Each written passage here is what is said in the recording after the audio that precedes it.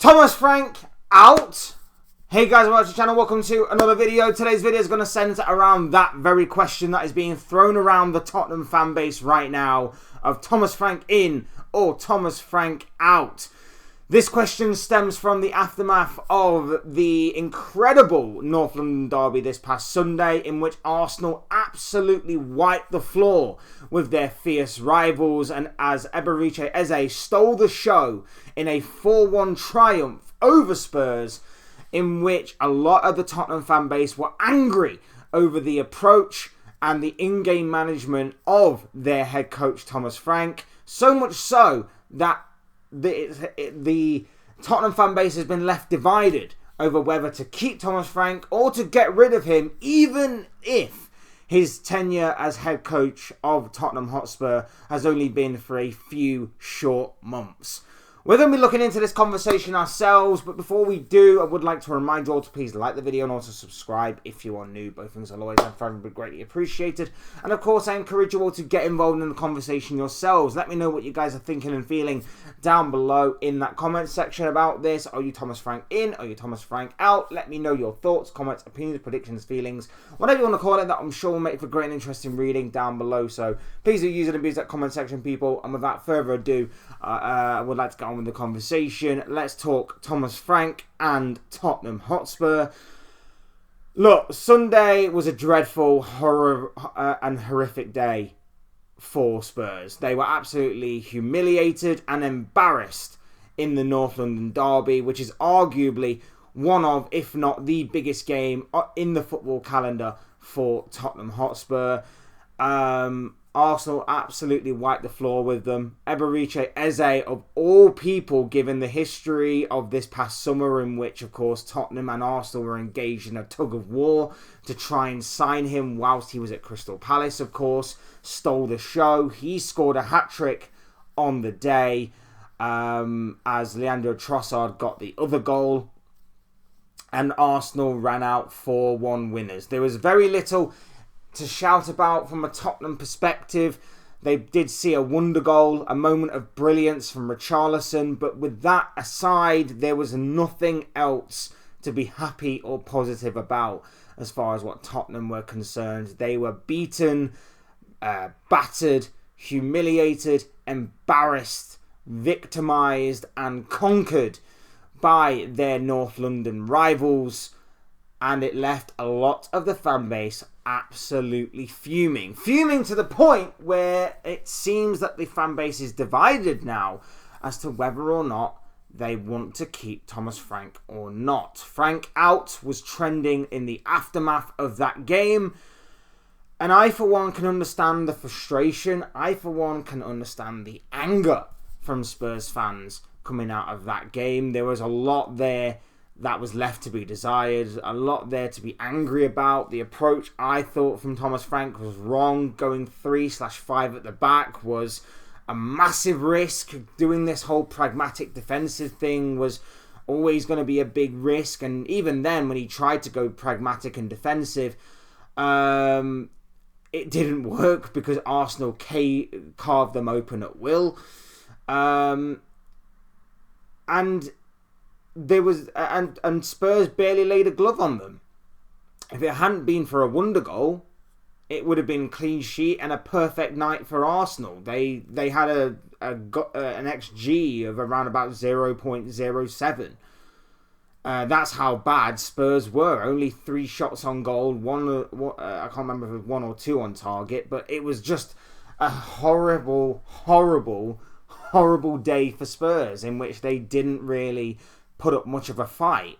Now, not many people are expecting Tottenham to win this game, but there are ways that you can win the game and still come out of it looking somewhat respectful. If you put up a fight, if you put up a bit of effort, you can come out of that game going, you know what, we lost, but at least we gave it a bit of a go. Spurs can't really say that, and like I say, the approach from Thomas Frank I thought was wrong.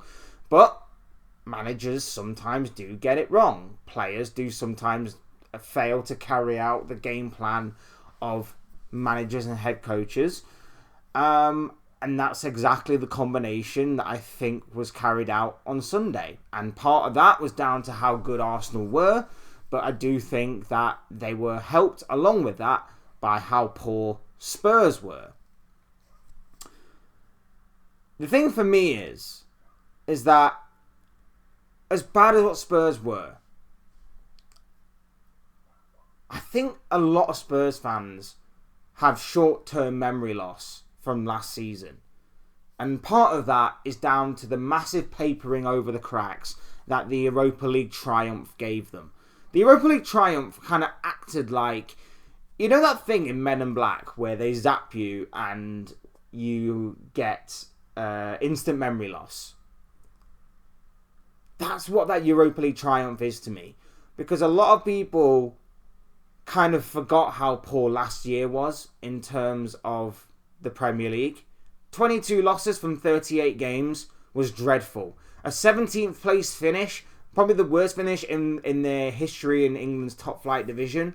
Like, absolutely abysmal. But yet, the Europa League triumph papered over those cracks, and to some sections of the Tottenham fan base, they went back to Ange after the game. Like, Ange would never do this, Ange would put up a fight, that kind of thing. And I'm like, you do remember what happened last season, right? You do remember the loss after loss after loss after loss after loss that you suffered. Like, you guys do remember that, right? That genuinely happened. That was not a dream or a nightmare. That was genuine. That was reality. Because although Thomas Frank may not be the most glamorous football manager out there in terms of name, in terms of style, in terms of approach, he is realistic. He is flexible. He is adaptable. He will get he'll try and get the best out of his players. There may be a few bumps in the road, like there were on Sunday. But overall, I do feel like in the long run, you will have a better chance of qualifying through Europe by obtaining a top 7 finish through Thomas Frank than you ever would under Ange Postecoglou from that second season onwards.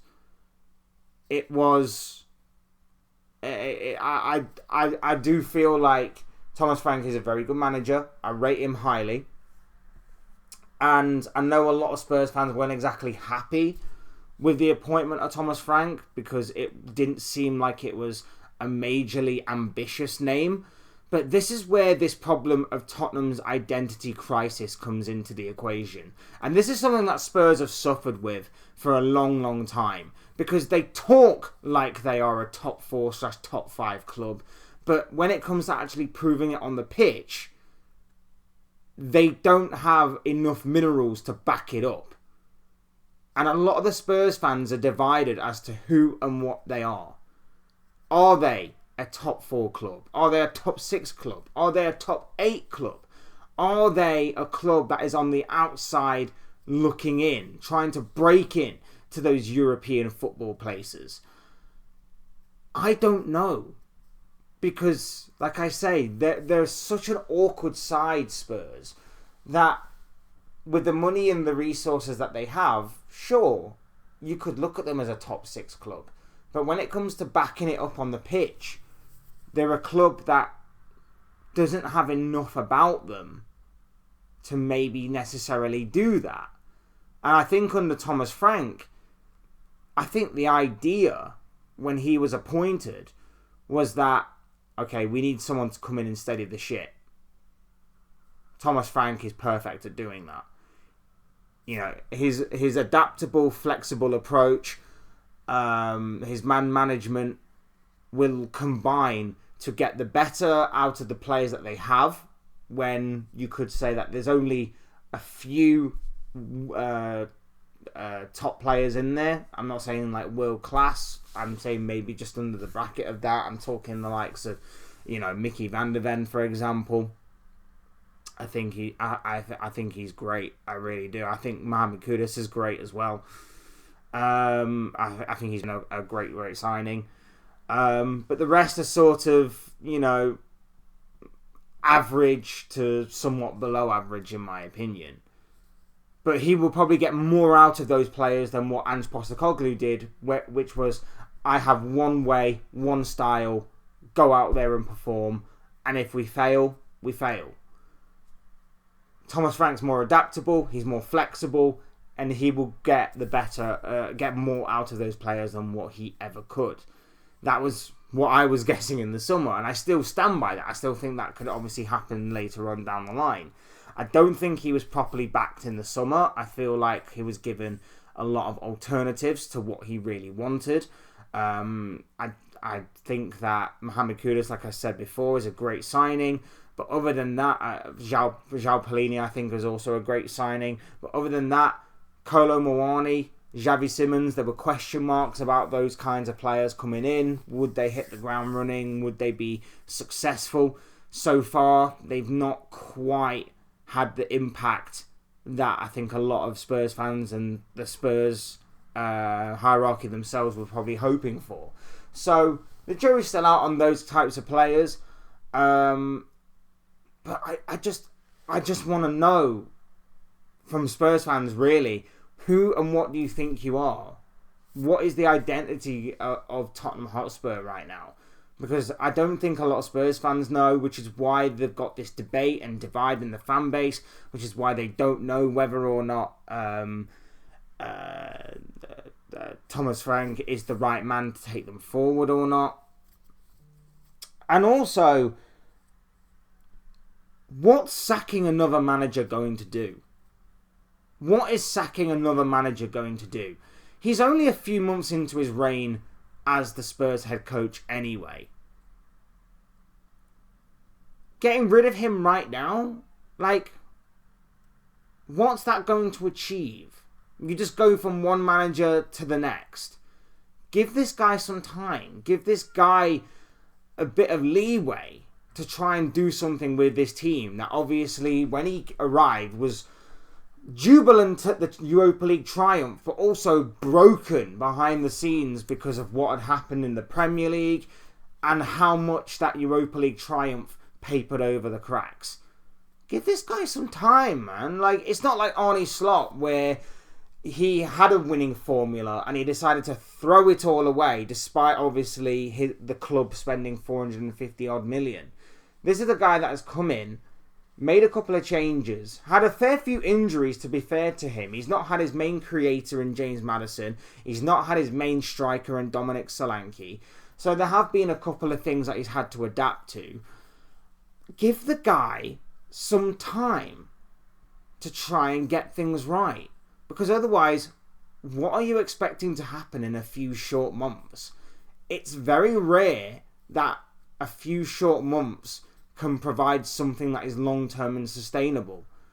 You may have an instant manager bounce, but after that, there's nothing.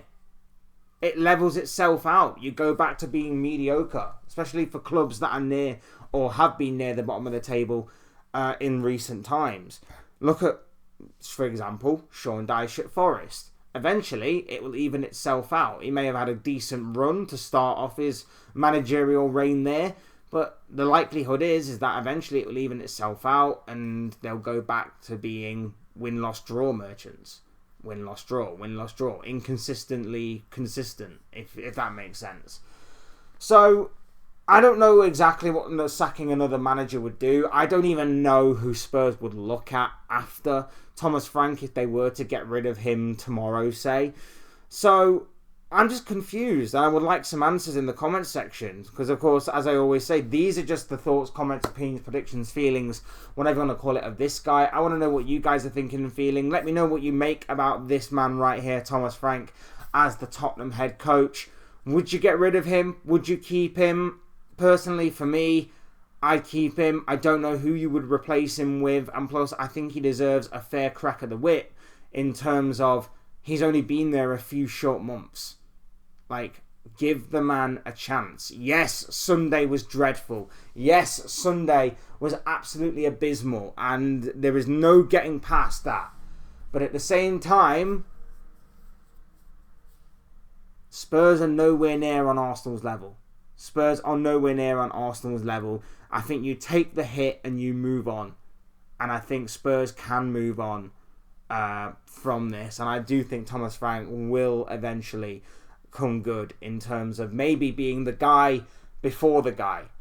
The guy to steady the ship, relay the foundations and start the building process for someone else to take over and become the brains behind the operation. But that's just my thoughts, my takes on all of this. Leave yours down below in the comment section. Otherwise, hit the like button on the way out if you enjoyed the video. Subscribe if you are new. Both things will always and forever be greatly appreciated. And of course, thank you all so much for watching and for listening. I've been Fletch. This has been another Fletch Talks video. I will see and speak with you all again soon in another video or live stream or whatever it may be. Cheers, guys. Thanks for watching. Take care. Enjoy the rest of your day. Speak to you all again very, very soon.